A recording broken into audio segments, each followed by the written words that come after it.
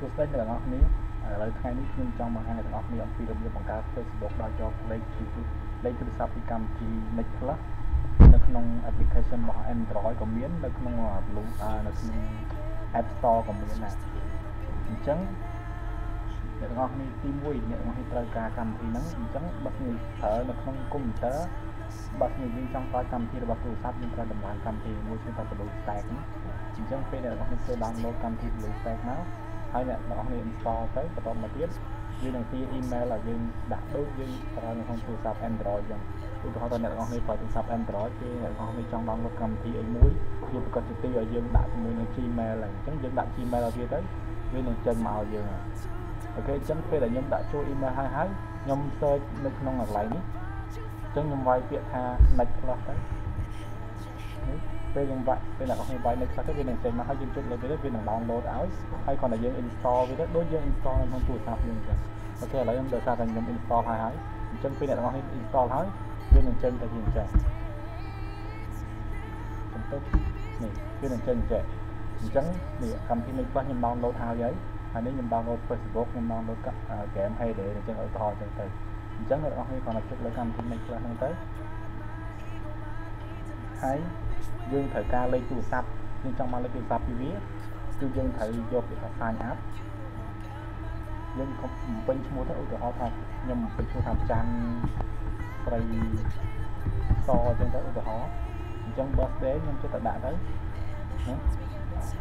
ដើម្បីឲ្យលើ18ឆ្នាំទៅល្អតែខ្ញុំយកប៉ុណ្ណេះខ្ញុំយកពេកស្រីឥឡូវ email សួរថាអ្នកនរគ្នាបាន email មកពីណាអញ្ចឹងខ្ញុំចង់បាន email ខ្ញុំចូលទៅក្នុង Google Chrome ហើយអ្នកនរគ្នាថាจะដឹងហើយថាយើងប្រើ extension របស់កម្មវិធី Blur ហើយខ្ញុំចូល version ទី2របស់ខ្ញុំនេះគ្រាន់តែជាការដែលចូលទៅយក email ទេចឹងអ្នកនរគ្នាមិនបាច់ឆ្ងល់ទេ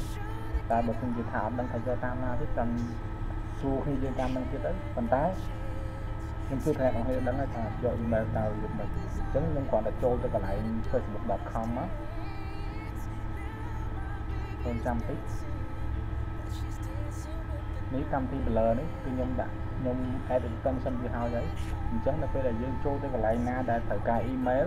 យើងគ្រាន់តែចុចនៅកន្លែងហ្នឹងទៅអាកម្មវិធីហ្នឹងវានឹង generate email ឲ្យយើងបានភ្លាមមួយឥឡូវឧទាហរណ៍នេះគ្រាន់តែខ្ញុំចុចលើវាទៅវាចេញមកពាក្យថា new mass email អញ្ចឹងយើងចុចលើវាទៅវានឹងឲ្យ email វាមួយមកឃើញទេអូខេអញ្ចឹងយើងយក email ហ្នឹងយើង copy វាមកហើយយើងយកមកចូលនៅក្នុងកម្មវិធីរបស់យើងហ្នឹងហើយយើង paste វាចូលមកអានេះវាឲ្យយើង right click ណាអញ្ចឹងយើងប្រើ keyboard របស់យើងទៅ control V មកអូខេអញ្ចឹង password ខ្ញុំដាក់ password ហ្នឹងដែរហ្មងទៅទូចំណាំជួយងាយៗហើយយើងយកពាក្យថា I agree to the terms and use of use សំទោសហើយទៅយើងចុចពាក្យ next វានឹងបង្កើត account មួយដែលប្រើ email នឹងឈ្មោះនឹងឲ្យយើងបន្ទាប់ពីយើងរងចាំបន្តិចមកឥឡូវខ្ញុំដើម្បីខ្ញុំចំណាំទុកនេះអ្នកនរត្រូវចំណាំអញ្ចឹងកន្លែង email មិញហ្នឹងខ្ញុំយកទៅចូលឈ្មោះដើម្បីបង្កើតយកលេខទូរស័ព្ទអញ្ចឹងខ្ញុំយកលេខខ្ញុំយក email ហ្នឹងខ្ញុំដាក់កន្លែងនេះខ្ញុំដាក់ថា email for Next Plus អញ្ចឹងខ្ញុំដាក់កន្លែងហ្នឹងខ្ញុំថាវាចូលណាបន្ទាប់មកនេះយើងត្រឡប់មកកម្មវិធីនេះវិញអញ្ចឹងវាចេញពាក្យថានេះវាតូចបន្តិចយើងអាចដាក់ screen កន្លែងនេះឲ្យវាធំបានឥឡូវអូខេអញ្ចឹងយើងយកពាក្យថា maybe later នេះទៅបាត់យកអីទេ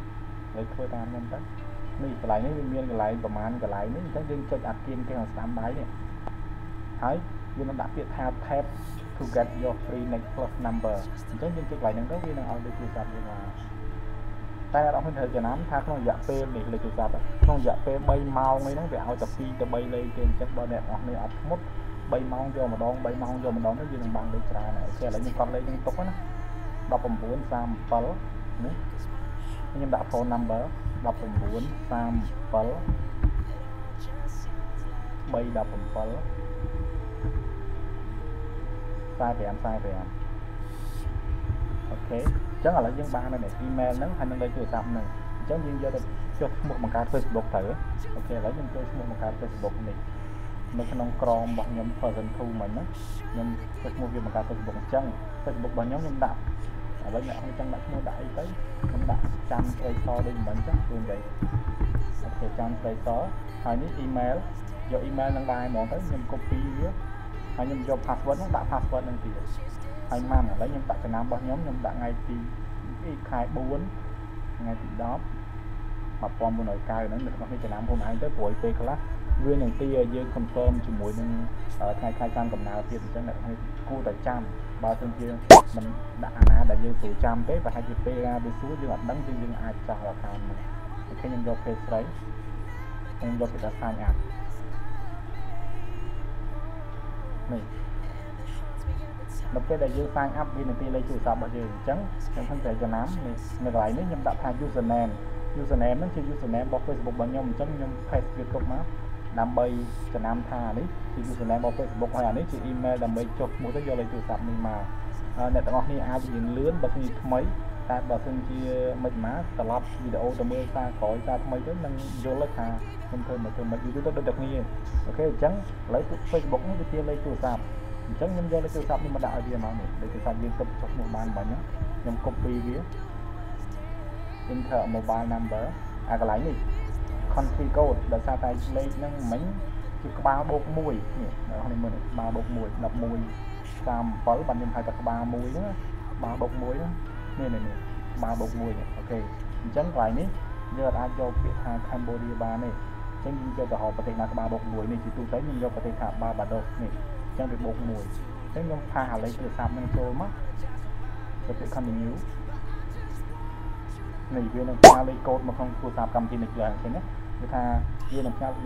លេខកូដមកយើងហើយអញ្ចឹងលេខកូដយើងទៅរកនរណានេះឃើញនេះក៏បានដែរប៉ុន្តែក៏លោកមើលអត់តាន់យើងអាចចូលទៅនេះរូប message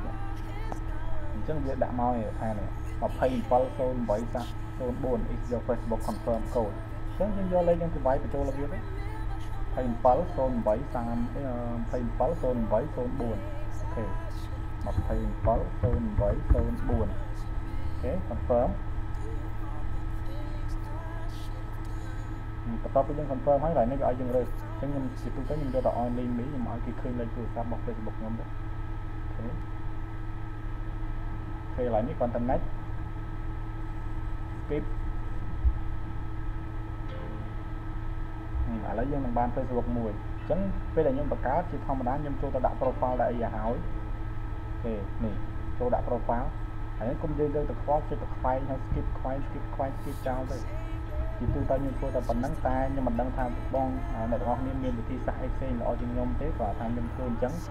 ខ្ញុំលើអត់ទៅដាច់ដែរខ្ញុំបង្កើតមកប្រើអត់ទៅដាច់ទេ Facebook ខ្ញុំឥឡូវខ្ញុំដាក់ profile ឲ្យ Facebook ខ្ញុំខ្ញុំដាក់រូបនេះខ្ញុំសុំទោះខ្ញុំដាក់ cover picture ខ្ញុំ save change ទៅហើយ profile picture របស់វាខ្ញុំដាក់អានឹងដែរហ្មងទៅជិល upload ម្ដងទៀតអូខេអញ្ចឹងខ្ញុំបាន Facebook មួយហើយរៀងរាល់ពេលដែលខ្ញុំបង្កើតបានហើយខ្ញុំតែងតែផុសអីឲ្យវាមួយអញ្ចឹងខ្ញុំយកចូលទៅសេអីញ៉ៃខ្ញុំគ្រាន់តែចុចលើ feeling នេះហើយខ្ញុំយកពាក្យថា watching ខ្ញុំមកមកចូលក្រោមមកខ្ញុំមានពាក្យថា Facebook product service នេះខ្ញុំចុចតែប៉ុណ្្នឹងហើយខ្ញុំយកពាក្យផុសមកទៅព្រោះយើងកំពុងលេង Facebook ចុចអញ្ចឹងទៅក៏លើកដៃលើជើងនេះខ្ញុំជឿថាទៅណាហើយគេខ្ញុំយកពាក្យផុសទៅអញ្ចឹងខ្ញុំបាន Facebook មួយហើយតែឥឡូវខ្ញុំផុសទៅឲ្យវាមួយអូខេនេះជាវិធីបង្កើត Facebook របស់ខ្ញុំអញ្ចឹងខ្ញុំត្រឡប់ទៅក្រោយវិញបន្តិចកន្លែងនេះយើងដើម្បីបានលេខទូរស័ព្ទយើងត្រូវការ email មួយហើយ email ហ្នឹងយើងទៅយកពីកម្មវិធី Blur អ្នកនរនេះខ្ញុំសូមសូម review ម្ដងទៀតហើយទៅបន្ទាប់ពីយើងបាន email ពីកម្មវិធី Blur ហ្នឹងហើយយើងយកមកចុះឈ្មោះនៅក្នុងកម្មវិធី Blue Stack នេះ Blue Stack ហ្នឹងវាមានទូនាទីឲ្យយើងប្រើកម្មវិធីឬក៏ application របស់ Android អញ្ចឹងទៅយើង download កម្មវិធីមួយហើយ install កម្មវិធី Net Plus ហ្នឹងយើងចូលមក sign up ទៅយើងបានលេខទូរស័ព្ទមួយនេះបន្ទាប់ពីបានលេខទូរស័ព្ទមួយហ្នឹងអញ្ចឹងយើងចូលបង្កើត Facebook យើងបង្កើតហើយវានឹងជាលេខរបស់យើងឲ្យយើង confirm លេខអញ្ចឹងយើងយកលេខហ្នឹងទៅ confirm ឲ្យវាហើយយកលេខកូដពីកន្លែងនេះលេខកូដនេះនៅកន្លែងនេះកន្លែងលេខទូរស័ព្ទយើងកន្លែងនេះកន្លែងយើងអាច call កន្លែងនេះយើងអាចអីកន្លែងនេះកន្លែង message អញ្ចឹងយើងនឹងផ្ញើ message មកយើងនេះផ្ញើ message កូដមកឲ្យយើងយក confirm លេខកូដឲ្យវាទៅជាការស្រេចអញ្ចឹងវាជារបៀបបង្កើត Facebook របស់ខ្ញុំអ្នកទាំងអស់គ្នាអាចយកទៅធ្វើតាមបានបើសិនជាចង់សន្សំសំចៃដោយមិនចាំបាច់ទិញលុយយកលុយទៅទិញ SIM card ទេណាអូខេអញ្ចឹងសូមអរគុណច្រើនហើយបើសិនជាគិតថាវីដេអូនេះមានតម្លៃអញ្ចឹងអាចជួយ Subscribe Channel ខ្ញុំទៅថ្ងៃក្រោយទៀតខ្ញុំផុសឲ្យចាំតែមើលទៅខ្ញុំមានពេលទំនេរខ្ញុំនឹងជួយចែកម្លែកអ្វីដែលខ្ញុំមានខ្ញុំចង់ឲ្យក្រុមរបស់យើងទាំងអស់គ្នានឹងរីកចម្រើនទាំងអស់គ្នាហើយរកបានលុយច្រើនទាំងអស់គ្នាអរគុណច្រើនជម្រាបលាណា